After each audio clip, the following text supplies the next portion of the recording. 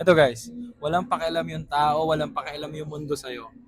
So as long as it's moral, ethical, and legal, gawin mo. Guys, nandito ako ngayon sa labas. Nagko-content ako. And it's a normal thing for me. Most people, nahihiya sila mag-content sa ganitong setup kasi feel nila i-judge sila, may sasabihin yung ibang tao sa kanila. Pero in reality, wala man silang pake sa'yo. Ang reality ng buhay guys, people only care for themselves. Wala silang pake sa'yo kung sino ka man or whatsoever. Ang pake nila yung sarili nila. So if ikaw yung tao na nahihiya, natatakot ka ma-reject or whatsoever, as long as it's moral, ethical, and legal, just do it.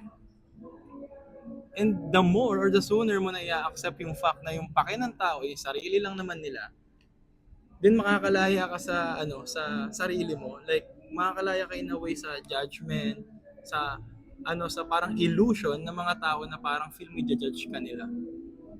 Try isipin, bakit ka magpapa-impress sa tao na wala namang pakialam sa'yo, di ba?